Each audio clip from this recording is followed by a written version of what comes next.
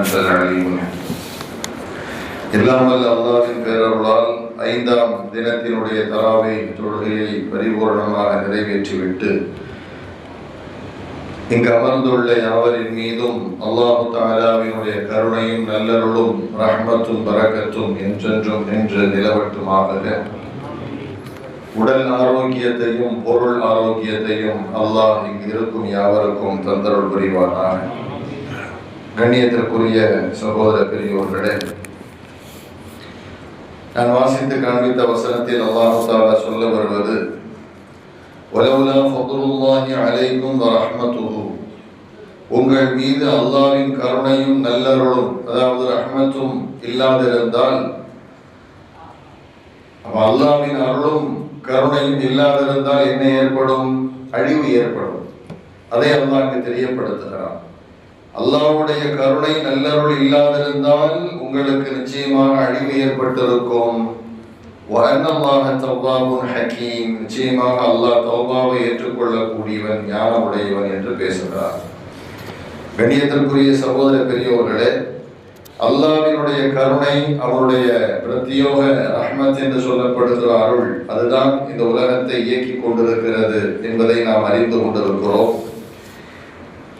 அல்லாஹ்வினுடைய அருள் மட்டும் இல்லை என்றால் இந்த உலகத்தில் யாருமே ஜீவிக்க முடியாது. ஜாபிர் பின் அப்துல்லா ரலியல்லாஹு அன்ஹு அவர்கள் அறிவிக்கும் ஒரு ஹதீஸ்.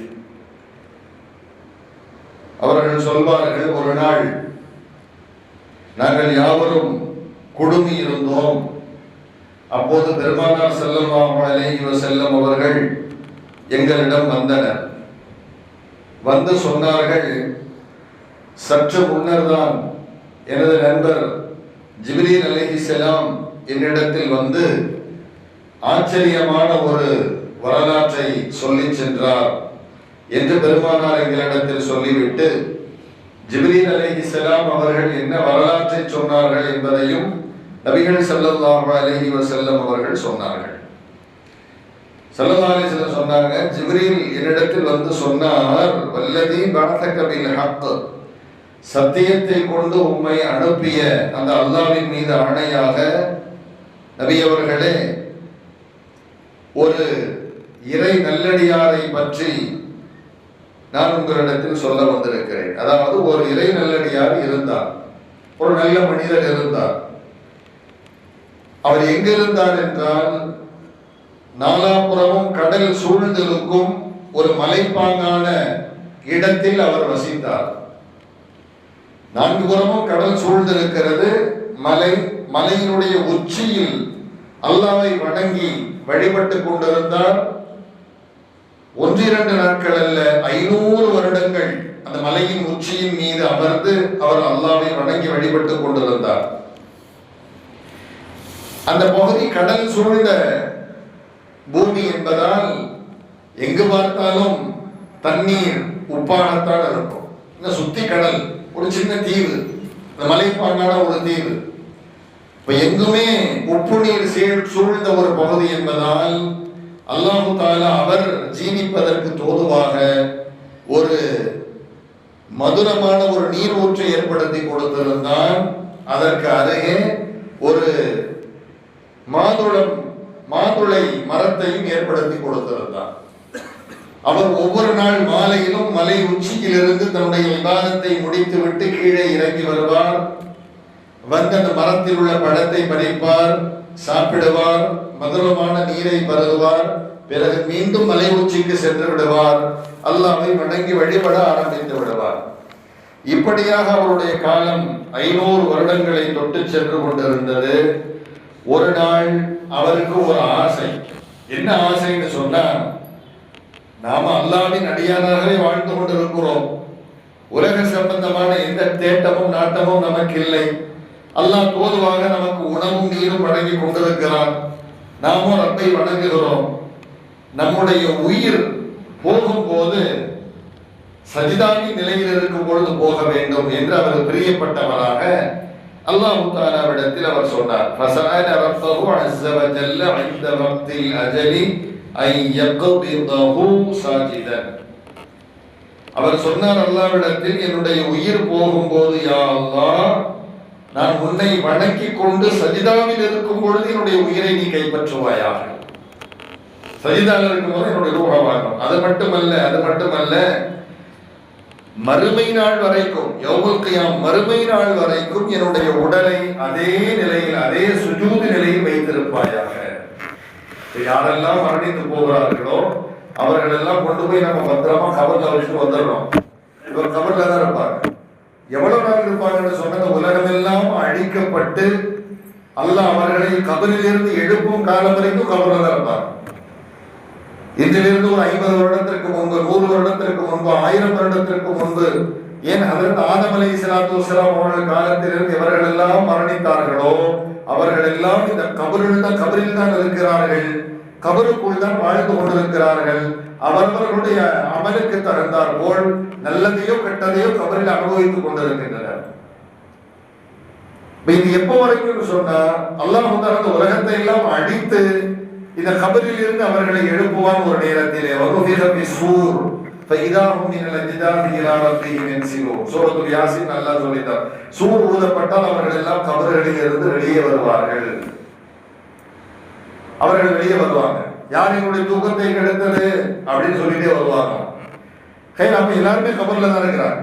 அப்ப இவர் என்ன சொல்றாருன்னு சொன்னா, நான் சுஜூதில் இருக்கும் பொழுது என்னுடைய ரூஹை கைப்பற்ற வேண்டும். சுஜூது நிலையிலேயே நீ மறுமை நாள் வரைக்கும் வைத்திருக்க வேண்டும். அந்த சுஜூது நிலையிலே நான் இருக்கணும். கபர்ல போய் நிலையில மாறக்கூடாது அப்படின்னு ரப்பிட்டு அவர்கிட்ட சொல்றார். அல்லாஹ் தஆலா அது போன்றே செய்தான், அது போன்றே ஆக்கினான். ஜிப்ரீல் அலைஹிஸ்ஸலாத்து வஸ்ஸலாம் அவர்கள் தான் இந்த நிகழ்வை பெருமானாரிடத்தில் சொல்லி வருகிறார்கள். அப்படி சொல்லும்போது சொல்றாங்க, யார சொல்லலாம், மலக்குகளாகி நாங்கள் பூமிக்கு வரும்போதும் செல்லும் போதும், எவ்வளவு காலமாக பூமிக்கு நாங்கள் வருகிறோமோ செல்கிறோமோ எல்லா காலமும் அவருடைய கபரை நாங்கள் பார்க்கும் பொழுது அவர் சுஜூது நிலையிலேயே தான் இருந்தார். மறுமையில் மக்களோடு மக்களாக அவர் நின்று கொண்டிருப்பார். சொல்றாங்க, மறுமையில் மக்களோடு மக்களாக அவர் நின்று கொண்டிருப்பார். அப்போது அல்லாஹு தஆலா மலக்குகளை பார்த்து சொல்லுவான், என் இந்த அடியானை என்னுடைய அருளை கொண்டு, என் ரஹமத்தை கொண்டு இவனை சொர்க்கத்துக்கு அழைத்து செல்லுங்கள் அப்படின்னு மலக்குகளுக்கு உத்தரவு போடுவோம். அப்ப இவர் பார்ப்பார், அல்லாஹ் கொஞ்சம் இல்லை, என் அமலின் துணை கொண்டல்லவா என்னை நீ சுவனத்துக்கு அனுப்புவாய், சுவனத்துக்குள் என்னை என்னுடைய அமலின் துணை கொண்டல்லவா நீ அழைப்பாய் என்று எண்ணிக்கொண்டிருந்தேன். ஆனால் நீ உன் அருளால் என்று சொல்கிறாயே. மலக்குகள் நீ என்ன சொன்ன, என்னுடைய இந்த அடியானை என் அருளால் சொர்க்கத்துக்கு கொண்டு போங்கன்னு சொன்ன. ஆனா நான் 500 வருஷம் இபாதத்தை செஞ்சிருக்கிற அடியானே, உன்னுடைய அமலின் காரணமாக நீ சுவனம் செல் என்றல்லவா நீ சொல்வாய் என்று எதிர்பார்த்தேன். ஆனால் இப்படி சொல்கிறாயே அப்படின்னு அல்லாஹ் தஆலா அவர் சொல்றார். அல்லாஹ் நம்ம சொல்லலாமா? நம்முடைய அமல்களை எந்த மூலைக்கு ஏதோ வணங்குறோம், தொழுகிறோம், ஏதோ குடிக்கிறோம், நிமிர்றோம், போறோம் வர்றோம், ஏதோ துவா செய்யறோம், அவ்வளவுதான். அல்லாஹ் தான் முடிவு செய்யணும். அப்ப அல்லாஹ் தஆலா மலக்குகளை பார்த்து சொன்னான், நான் இந்த அடியானுக்கு என்னென்ன அருள் வளங்கள் எல்லாம் வழங்கி இருக்கிறேன் என்பதையும், அதே போல இவன் 500 வருடங்களாக வணங்கியதாக சொல்கிறானே அந்த வணக்கத்தையும் எண்ணி பாருங்கள். நான் இவனுக்கு செய்த அருள்வளத்தையும் எண்ணி பாருங்கள், கவுண்ட் பண்ணி சொல்லுங்க. அதே போல இவர் 500 வருஷம் என்னென்னலாம் என்னை வணங்கினாரோ அதெல்லாம் கவுண்ட் பண்ணி எண்ணி சொல்லுங்க அப்படின்னு மலக்குகளுக்கு எல்லாம் ஆர்டர் போட்டான். அப்ப மலக்குகள் எண்ணி பார்க்கிறாங்க, 500 வருஷமா இவர் துனியால வாழ்ந்திருக்கிறார், நல்லா என்னென்னலாம் அவருக்கு கொடுத்தான்.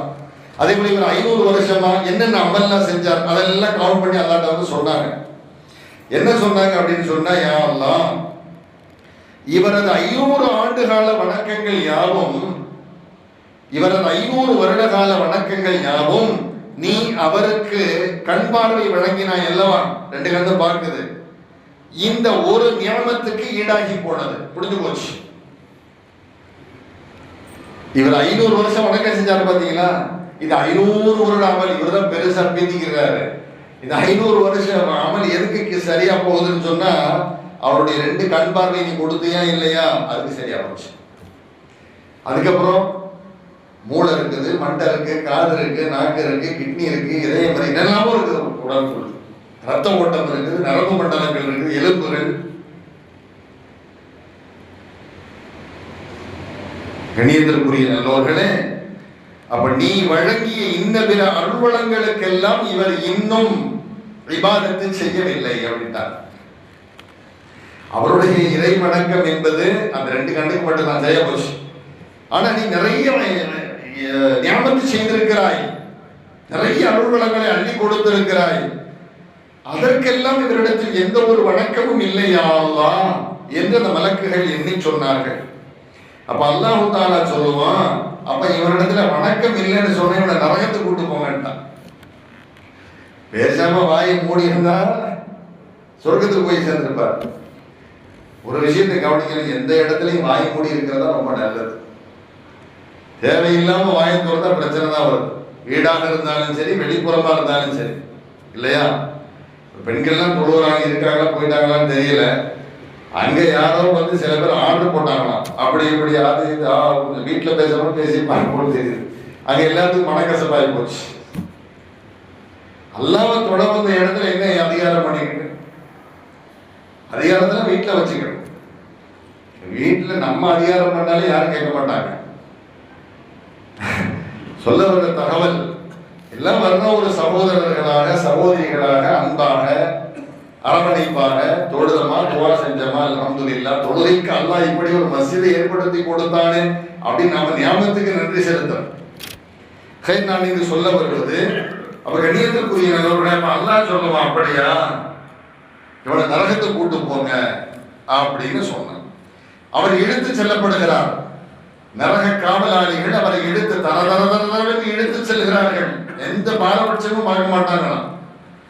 அலைஹா மலாயிகத்துன் கிதாதுன் ஷிதாத். அல்லாஹ் சொல்றான், அந்த நரகத்தில் கடின சித்தமுடைய மலக்குகள் நியமிக்கப்பட்டிருக்கிறார்கள். அல்லாஹ்வுடைய உத்தரவுல தரதரன்னு இழுத்து போயிட்டே இருப்பாங்க. அப்படி இழுத்து செல்லப்படுகிற வழிநடுக அவர் இப்படி சொல்வார், யா அல்லாஹ் உன் அருளின் துணை கொண்டு என்னை சொர்க்கத்துக்கு அனுப்பு, யா அல்லாஹ் உன் அருளின் துணை கொண்டு என்னை சொர்க்கத்துக்கு அனுப்புன்னு சொல்லி சப்தமிட்டு ஓலமிடுகிறாராம். அப்படியே சப்தம் போடுறார், யா அல்லாஹ் உன்னை அருளினால் என்னை சொர்க்கத்துக்கு அனுப்பு அனுப்புன்னு கத்தி கூச்சல் இடுறார். இவருடைய ஓலத்தை, இவருடைய சப்தத்தை அல்லாஹ் செவிமடுத்து மலக்குகளிடத்தில் சொன்னார், மலக்குகளை அவனை விடுங்கள், என் முன்னால் கொண்டு வந்து நிறுத்துங்கள் அப்படின்னு சொன்னார். அல்லாஹ்வின் முன்னால் கொண்டு போய் அவர் நிறுத்தப்பட்டார். அப்போது அல்லாஹ் தஆலா அவரிடத்தில் சில கேள்விகளை கேட்டார்.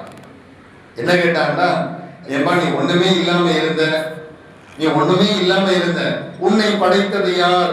யா அல்லாஹ் நீதான் படைத்தாய். 500 ஆண்டு காலமாக உயிரை உனக்கு கொடுத்து வாழ வைத்தது யார்? யா அல்லாஹ் நீதான். 500 ஆண்டு காலமாக உன்னுடைய உடல் கெட்டு போகாமல் உன்னை ஆரோக்கியமாக வைத்து பாதுகாத்தது யார்? யா அல்லாஹ் நீதான். 500 வருடமாக உனக்கு உணவும் நீரும் கொடுத்தது யாரப்பா? யா அல்லாஹ் நீதான் கொடுத்தாய்.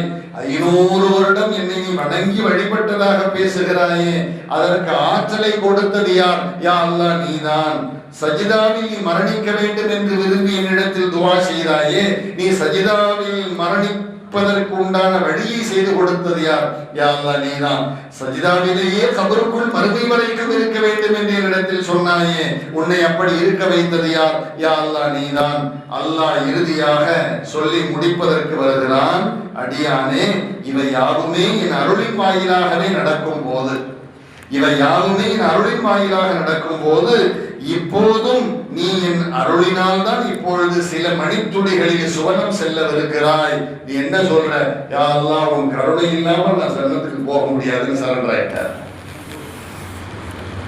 கண்ணியத்திற்குரிய சகோதர பெரியவருடைய அல்லாஹ் உத்தரவிட்டான், என் அடியான் திருந்தி விட்டான், இவனை சொர்க்கத்திற்கு கொண்டு செல்லுங்கள் அப்படின்னு. இன்னொரு ரிவாயத்துல இப்படி வருது, 500 வருஷம் அமல் செஞ்சாரா அவரு. அல்லாஹ்ட்ட சொன்னாலும் சுஜூதில் இருக்கும் பொழுது யாரை என்னுடைய ரூஹை கைப்பற்று என்று, சுஜூதில் இருக்கும் போது அல்லாஹ் கைப்பற்றினான். மறுமையில் கொண்டு போய் நிறுத்தப்பட்டிருக்கிறார். அப்ப அல்லாஹ் சொன்னா, என் அருளினால் இவரை சொர்க்கத்துக்கு அழைத்து செல்லுங்கள் என்று. அப்ப அந்த அடியான் சொன்னாரா, என்ன உன்னுடைய அருளால் என்று சொல்கிறாய், என் அமலால் என்று சொல் என்று அவன் சொல்ல, அல்லாஹ் சொன்னானா, இவனுடைய கல்வி இன்னும் சரியில்லை, நரகத்துக்கு கூட்டு போங்கட்டான். இது வேற ரிவாயத்து, இது ஒரு ஹதீஸ். இன்னொரு ரிவாயத்தில் இப்படி வருது, என்னுடைய கல்பு சரியில்லை, இவனுக்கு நரகத்தை கொண்டு போகணும் அல்லாஹ் உத்தரவிட்டான். நரகத்துக்கு இழுத்து செல்லப்படுகிற வழியில் நரகத்தினுடைய ஜுவாலைகள், அந்த வெக்கை, அந்த சூடுலாம் இவனை தாக்குகிறது. கடுமையான நாவறட்சி, கடுமையான நாவறட்சி. அந்த நாவறட்சியில் தண்ணீர் தண்ணீர் தண்ணீர் என்று அவருடைய நாவு வெளியே வருகிறது, கத்துகிறான். அப்ப அவருக்கு எதிரே ஒரு மலக்கு ஒரு குவளையில் தண்ணீர் கொண்டு வந்தார், ஒரு சின்ன குவளையில தண்ணீர் கொண்டு வந்தார். அது என்ன சொல்லிட்டு கொண்டு வர்றாருன்னா, யாராவது 500 வருஷம் வணங்கி இருந்தா அவருடைய அமலுக்கு பகரமாக இந்த ஒரு குவளை நீர் கொடுக்கப்படும் அப்படின்னு சொல்லி அவர் 7ஆம் மணி அறிவிப்பு செஞ்சுக்கிட்டே வர்றார். 500 வருஷம் இங்க வணங்கினது யாரு? இவன் தான். இவனுக்கு தான் தண்ணி தாகம் எடுக்குது. அப்ப அவரு சொல்றாரு, மலக்கு இங்க வாங்க, எனக்கு இந்த தண்ணியை கொடுங்க, நான் தான் 500 வருஷம் அமல் செஞ்சிருக்கிறேன். அவன் மலக்கு சொன்னார், அப்படியா 500 வருஷம் அமலை என் கணக்குல வர வச்சிரு. அப்ப நீயத்து செய்தால் அது அப்படியே அங்க டிரான்ஸ்ஃபர் ஆயிடுச்சு, அப்படி மாறி போச்சு. அப்ப அந்த ஒரு கோளை தண்ணியை வாங்கி குடிச்சிட்டாரு. குடிச்சு முடிச்சவன ஒரு அசரீரியான சப்தம், அல்லாஹ் பேசுறான், அடியானே உன் 500 வருட அமல் எங்க? யாரெல்லாம் ஒரு டப்பா தண்ணிக்கு வித்துட்டேன். அப்ப அல்லாஹ் கேட்டா, இல்ல ஒரு டப்பா தண்ணிக்கும் 500 வருட அமல் ஈடாகலையே, தண்ணி தாகம் இருக்கா இல்லையா? யாரா தண்ணீர் தாகம் இருக்கிறது இன்னும் பாத்தியா? 500 வருட அமல் ஒரு குவளை நீருக்கு ஈடாகவில்லையே. இப்ப என்ன சொல்ற? யாரெல்லாம் உன் அருள் இல்லாமல் நான் சுவனம் செல்ல முடியாது. கண்ணியத்திற்குரிய நல்லோர்களே, நம்முடைய வேலை என்னவென்றால் அல்லாஹ் வணங்க சொல்லியிருக்கிறான், வணங்கின அவ்வளவுதான். என்னுடைய அமலுக்கு பகரமா இது தரணும், என்னுடைய அமலுக்கு பகரமா தான் இது நடக்கணும் அப்படின்னு சொல்லிட்டு அல்லாஹ்ட்ட பேரம் பேசக்கூடாது. அல்லாஹ்வுடைய கருணை கிருபை நம்மை வாழ செய்து கொண்டிருக்கிறான். அதே போல நம்முடைய அமல்களில் ஏதாவது ஓட்ட உடசல் இருந்தா கூட அல்லாஹ் தஆலா தன்னுடைய அருளால் அதை பொறுத்து ஏற்றுக்கொள்கிறான். அதே பெரிய விஷயம். அப்ப இறைவனுடைய அருள் இல்லாமல் இந்த உலகத்தில் வாழ்வதும் சாத்தியமல்ல, மறுமையில் வாழ்வதும் சாத்தியமல்ல, கபரில் வாழ்வதும் சாத்தியமல்ல. எல்லாம் அல்லாஹ் தஆலா அவருடைய அருளை புரிந்து வாழ்பவர்களாக என்னையும் உங்களையும் ஆக்கியவர் புரிவானாக. வாஹர் தஅவானா அல்ஹம்துலில்லாஹி ரப்பில் ஆலமீன். அல்ஹம்துலில்லாஹி ரப்பில்